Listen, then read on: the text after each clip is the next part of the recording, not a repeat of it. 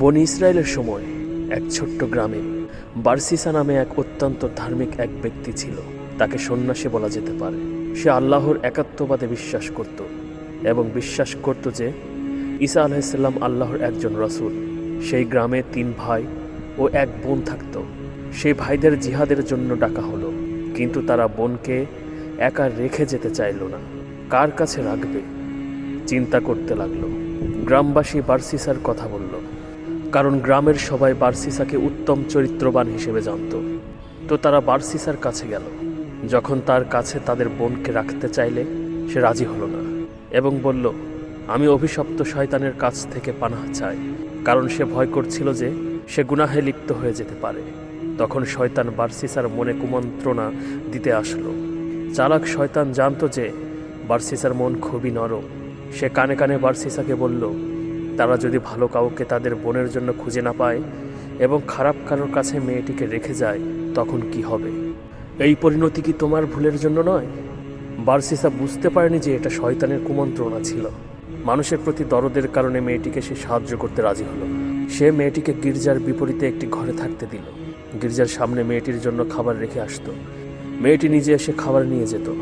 বারসিসার সাথে তার দেখা হতো না। শয়তান বারসিসার কাছে আবার আসলো এবং বলল, তুমি কেন মেয়েটির খাবার তার ঘরের সামনে রেখে আসো না?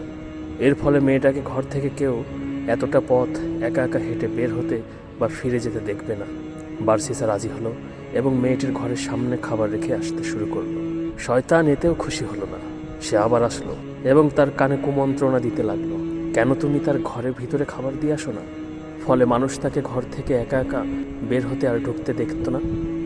আবার বারসিসা তার ঘরের মধ্যে খাবার দিয়ে আসতে শুরু করলো। শয়তান বারসিসার কাছে আবার আসলো, বলল, মেয়েটার সাথে তোমার কথা বলা উচিত। এভাবে একা থাকলে তো সে পাগল হয়ে যাবে। বারসিসা মেয়েটির কথা চিন্তা করে তার সাথে রুমের আড়ালে কথা বলতে শুরু করলো। শয়তানের কুমন্ত্রণায় এক সময় তারা একই রুমে কথা বলতে লাগলো। এভাবে শয়তান তার কাজের কঠিন অংশ বাস্তবায়ন করলো। এই পর্যায়ে বারসিসা এবং মেয়েটা একে অপরের প্রতি দুর্বল হলো এবং এক সময় ব্যভিচারে লিপ্ত হলো দুজন। মেয়েটি গর্ভবতী হলো, একটি বাচ্চা প্রসব করলো। বাচ্চা জন্মের সময় শয়তান বারসিসার কাছে আবার আসলো এবং বলল, এটা তুমি কি করলে? তোমার পাপের প্রমাণ সরিয়ে ফেলো, না হলে মেয়েটির ভাইরা ফিরে আসলে তোমাকে খুন করে ফেলবে। বারসিসা বাচ্চাটিকে খুন করলো এবং ওই ঘরের মেঝেতে পুঁতে ফেললো। শয়তান এবার বলল, তুমি এক নারীর সন্তান হত্যা করেছো এবং আশা করছো যে সে এটা কাউকে বলবে না। তখন বারসিসা মেয়েটিকেও খুন করলো এবং তাকেও ওই ঘরের মেঝেতে পুঁতে রাখলো। মেয়েটির ভাইয়েরা ফিরে আসলে তাদেরকে একটা মিথ্যে কবর দেখিয়ে বলল, তোমাদের বোন অসুখে মারা গিয়েছে এবং ওই কবরে দাফন করা হয়েছে। তারা বারসিসার কথা বিশ্বাস করলো। সেই রাতে শয়তান 3 ভাইকে একই স্বপ্ন দেখালো যে বারসিসা তোমাদের বোনকে হত্যা করেছে। প্রমাণ হিসেবে তোমাদের বোন যে ঘরে থাকতো তার মেঝে খুঁড়ে দেখতে পারো। ঘুম ভাঙলে তারা একে অপরকে স্বপ্নের কথা বলল এবং বুঝতে পারলো তারা 3 জন একই স্বপ্ন দেখেছে। যাচাই করার জন্য তারা বারসিসার এলাকায় যেয়ে প্রথমে বারসিসার দেখানো কবর খুঁড়ল। দেখলো সেখানে কিছুই নেই। এরপর যে ঘরে তাদের বোন থাকতো তারা ওই ঘরের মেঝে খুঁড়ে তাদের বোনের এবং বাচ্চার লাশ পেল। তারা বারসিসাকে ধরল এবং বলতে বাধ্য করলো আসলে কি হয়েছিল। তারপর তারা তাকে রাজার কাছে নিয়ে গেলে রাজা তাকে শিরচ্ছেদ করতে আদেশ দিল। যখন বারসিসাকে শিরচ্ছেদ করতে নিয়ে যাওয়া হচ্ছিল তখন শয়তান আবার বারসিসার কাছে আসলো। এবার আর কুমন্ত্রণা না, সরাসরি মানুষের রূপ নিয়ে আসলো শয়তান। এসে বারসিসাকে বলল, শোনো বারসিসা, আমি হলাম শয়তান। তোমার এই অবস্থা তোমার নিজের চিন্তায় হয়নি, আমি করেছি। আর একমাত্র আমি তোমাকে বাঁচাতে পারি যদি তুমি আমার কথা মেনে চলো।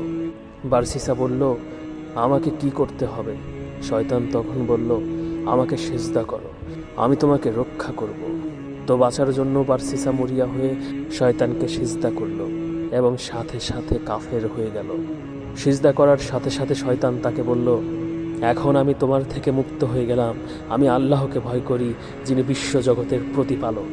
এই বলে শয়তান সেখান থেকে পালালো এবং বারসিসার শিরচ্ছেদ করা হলো। কিয়ামতের দিন বারসিসাকে যখন জীবিত করা হবে তখন সে শয়তানের উদ্দেশ্যে সিজদা করতে করতে উঠে দাঁড়াবে। এ বিষয়ে মহান আল্লাহ পাক রব্বুল আলামিন কুরআনে বলেছেন, তাদের দৃষ্টান্ত শয়তান, যে মানুষকে বলে কুফরি করো, অতঃপর যখন সে কুফরি করে তখন শয়তান বলে, আমি তোমার থেকে মুক্ত, আমি বিশ্বজগতের প্রতিপালক আল্লাহকে ভয় করি। সূরা হাশর আয়াত 59। আল্লাহ আমাদের শয়তানের কুমন্ত্রণা থেকে দূরে রাখুন। আমিন।